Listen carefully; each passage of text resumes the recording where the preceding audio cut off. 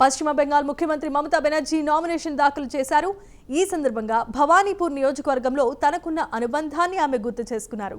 కాగా తన రాజకీయ ఉన్నతికి భవానీపూర్ సెగ్మెంట్ పునాది వేసిందన్నారు.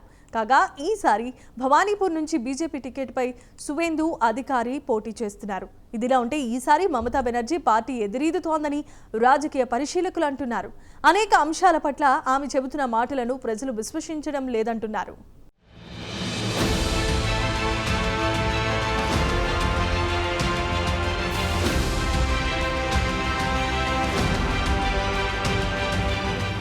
పశ్చిమ బెంగాల్కు ఘనమైన చరిత్ర ఉంది. అయితే ఈ జనరేషన్కు బెంగాల్ అనగానే వెంటనే గుర్తుకొచ్చేది మమతా బెనర్జీయే.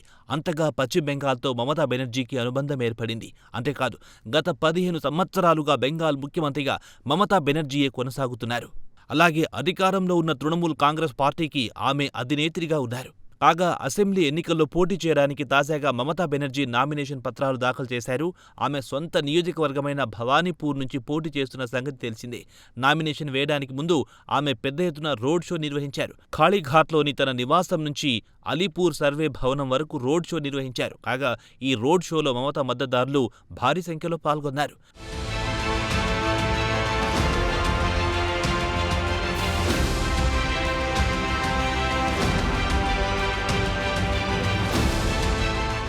నామినేషన్ పత్రాలు దాఖలు చేసిన తర్వాత ఆమె మీడియాతో మాట్లాడారు. తన రాజకీయ జీవితం భవానీపూర్ నుంచే ప్రారంభమైందని వెల్లడించారు. అంతేకాదు, తాను పుట్టింది పెరిగింది అంతా భవానీపూర్లోనేనని ఆమె వెల్లడించారు. భవానీపూర్ ప్రజల ఆశీస్సులతోనే మరోసారి తాను ఎన్నికల బరిలో దిగానని మమతా బెనర్జీ ఎమోషనల్ అయ్యారు. అలాగే మొత్తం 294 సెగ్మెంట్లోని టీఎంసీ అభ్యర్థులను గెలిపించాలని ప్రజలను ఆమె కోరారు. కాగా మరోసారి తన పాత ఆయుధమైన సర్ ప్రక్రియ అమలును ఆమె ప్రస్తావించారు. అదే అంశంపై మరోసారి మమతా బెనర్జీ ఆరోపణలు చేశారు. సర్ ప్రక్రియ అమల్లో భాగంగా అనేక మంది పేర్లు ఓటర్ జాబితా నుంచి తొలగించడం తనకెంతో బాధ కలిగిస్తోందని ఆమె వెల్లడించారు. అంతేకాదు, ఇప్పటి వరకు ఓటర్ తుది జాబితా ప్రకటించకపోవడం అనేక అనుమానాలకు దారితీస్తోందని ఆమె తెలియజేశారు. అయితే సర్ ప్రక్రియ అమలుకు వ్యతిరేకంగా తన పోరాటం ఆగదని మమతా బెనర్జీ కుండబద్దలు కొట్టారు. దీనికి వ్యతిరేకంగా మరోసారి తాను కోర్టులో న్యాయ పోరాటం చేస్తానని ఆమె వెల్లడించారు.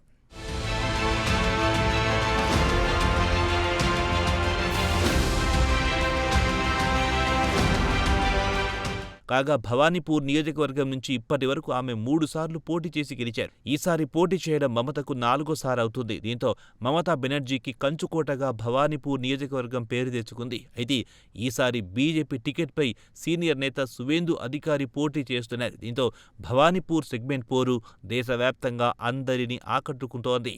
కాంగ్రెస్ పశ్చిమ బెంగాల్లో అత్యంత శక్తివంతమైన రాజకీయ పార్టీ. గత 15 సంవత్సరాలుగా బెంగాల్లో తృణమూల్ కాంగ్రెస్ అధికారంలో ఉంది. వాస్తవానికి జాతీయ పార్టీ అయిన కాంగ్రెస్ నుంచి చీలిపోయిన వర్గమే తృణమూల్ కాంగ్రెస్. 1998లో బెంగాల్ రాజకీయ తెరపైన తృణమూల్ కాంగ్రెస్ ఆవిర్భవించింది. అంతేకాదు, తృణమూల్ కాంగ్రెస్ పార్టీ అనేది 100% పశ్చిమ బెంగాల్ ముఖ్యమంత్రి మమతా బెనర్జీ బుర్రకు పెట్టిన ఆలోచన. కాగా మమతా బెనర్జీ రాజకీయ ప్రస్థానం జాతీయ పార్టీ అయిన కాంగ్రెస్తోనే ప్రారంభమైంది. దాదాపు 26 సంవత్సరాల పాటు ఆమె కాంగ్రెస్ పార్టీలో కొనసాగారు.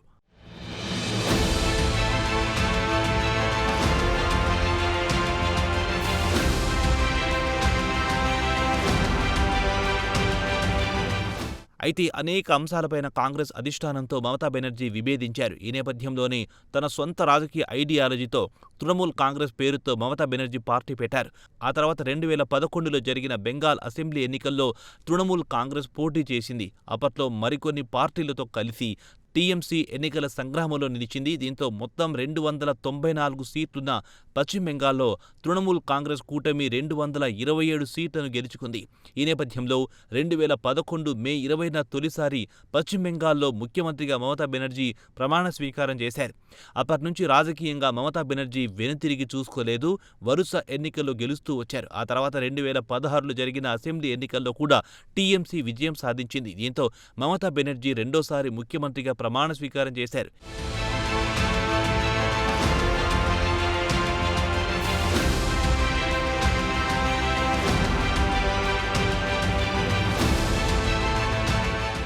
ఇక 2021లో జరిగిన బెంగాల్ శాసనసభ ఎన్నికలు కీలకంగా మారాయి. దీంతో మమతా బెనర్జీ వ్యూహాత్మకంగా బెంగాల్ ఐడెంటిటీని రెచ్చగొట్టింది. దీంతో 2021 అసెంబ్లీ ఎన్నికల్లో తృణమూల్ కాంగ్రెస్ మూడోసారి అధికారంలోకి వచ్చింది. అయితే ఈసారి తృణమూల్ కాంగ్రెస్ ఎదురీదుతోందన్న వార్తలొస్తున్నాయి.